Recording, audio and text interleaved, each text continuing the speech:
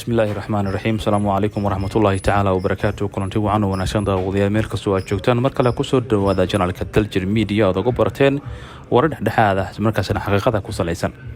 Waxaa magaalada Muqdisho ka bilowday dadaal la isugu keenayo madaxweynaha Puntland iyo Galmudug Saciid Cabdullaahi Dani iyo Axmed Cabdi Kaariye Qorqor oo khilaaf soo kala dhexgalay kadib markii madaxweyne Dani uu jeediyay khudbad bil ka hor taasi oo dhinacyo badan taabaneysay. xildhibaano iyo siyaasiyiin ka soo jeeda labada dhinac ayaa bilaabay kulamo labada dhinac ay isugu keenayaan kuwa oo markaas looga guleeyahay sidii la isugu xaali lahaa laabta. wararka ayaa sheegaya in madaxweynaha Jubbaland Axmed Madoobe uu qayb ka yahay dadaaladaas, waxaana maanta oo Khamiis ah kulan qado ah yeelanaya madaxweyne Axmed Madoobe iyo madaxweyne Qorqor. kulanka ayaa hordhac u ah kulan dhawaan ay yeelan doonaan Dani iyo Qorqor tan iyo markii maalin ka hor uu Muqdisho soo gaaray madaxweynaha Galmudug Axmed Cabdi Kaariye Qorqor ayaa waxaa bilowday shirar ducayn ah kuwa oo markaas hordhac u ah shirka la filaya dhawaan inay yeeshaan maamul goboleedka dalka Soomaaliya iyo dowladda federaalka Soomaaliya kuwa oo gogol xaar u noqon doona sidii Soomaaliya uga qabsoomi lahayd doorasho markaas xor ah oo xalaal ah. dhinaca kale maxkamadda cadaaladda adduunka ee ICJ ayaa maanta dhageysan doonta gunaanudka dacwadda badda ee u dhexeeya Soomaaliya iyo Kenya kadib markii labada maalmood ee la soo dhaafay maxkamaddu ay dhageysatay doodii ergada matalaysay Soomaaliya.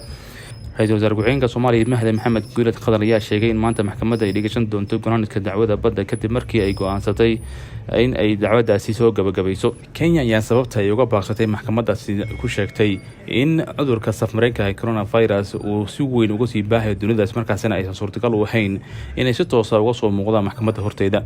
dacwadda u dhexeeya Soomaaliya iyo Kenya oo soo jiitamaysay ilaa iyo 10 sano ee la soo dhaafay ayaa maxkamadda la filayaa in ay go'aan kama dambaysa ka soo saarto, waxaana la filayaa go'aankaasi inuu markaasi qaato ugu yaraan muddo 3 ilaa 6 bilood. wixii ku soo kordha waxaan idinku soo gudbin doonaa wararka iyo barnaamijyada inagu soo foodalay haddii Allaha uu wadanihi ogolaado. dhinaca kale madaxweynihii dalka Tanzania John Pombe Magufuli ayaa ku geeriyooday dalkaasi gaar ahaan magaalada Dar es Salaam isagoo ku jira isbitaal markaas lala tacaalay xaaladiisa caafimaad. madaxweyne ku-xigeenka dalka Tanzania Samia Suluhu Hassan ayaa xaqiijisay geerida madaxweynaha xilli ay tabin toos ah warbaahinta qaranka uga jeedisay.